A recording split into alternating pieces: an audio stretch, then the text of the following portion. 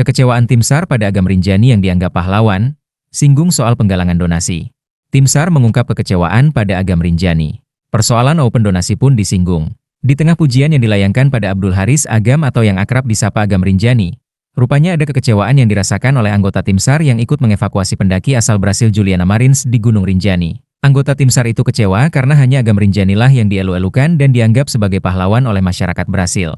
Bahkan keluarga Juliana Marins mengatakan kalau saja Agam Rinjani tiba lebih dulu di lokasi, maka ceritanya akan berbeda. Padahal dalam proses evakuasi Juliana Marins itu, Agam tidak seorang diri melainkan dibantu oleh anggota tim SAR lainnya. Ia juga mempertanyakan, apakah bisa Agam seorang diri membawa jasad Juliana Marins keluar dari jurang? Dirinya kecewa, lantaran Agam yang membawa jasad Juliana, sehingga dianggap hanya dia yang melakukan evakuasi. Bukan itu saja, anggota tim SAR juga kecewa karena ada penggalangan donasi yang dikirim ke rekening atas nama Abdul Haris Agam. Bahkan penggalangan donasi itu, kata dia, tanpa sepengetahuan tim SAR yang ikut dalam evakuasi itu.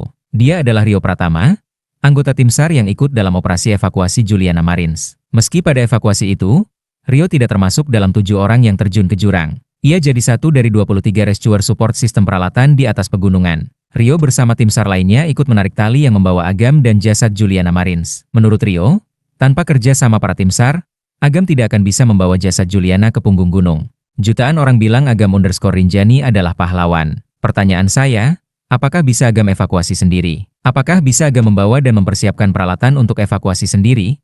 Tulisnya di akun Instagram Rio dan Satyo.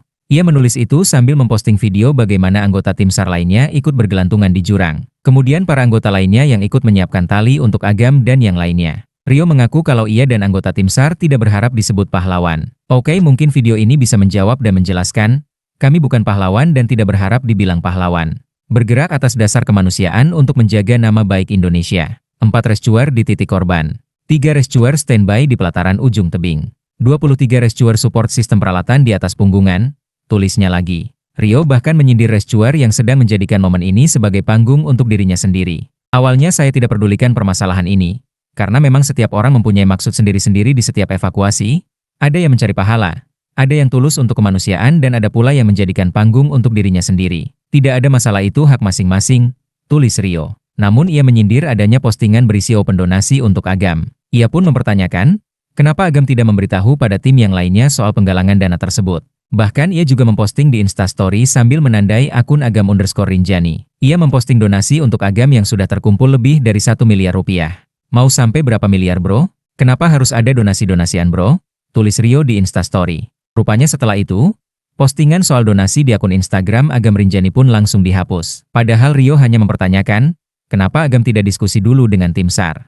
Kenapa dihapus postingan donasi di feed-nya Agam_Rinjani? Teman-teman, tim hanya butuh penjelasan. Di luar empati masyarakat Brasil, ini sangat tidak etis. Karena dari awal tidak ada program donasi-donasi macam ini apalagi sampai ke rekening pribadi dan mengatasnamakan untuk tim. Tulisnya. Hingga berita ini dibuat, Agam Rinjani belum berkomentar apapun. Ia masih merepost beberapa postingan di Instastory, namun tidak menanggapi soal donasi itu.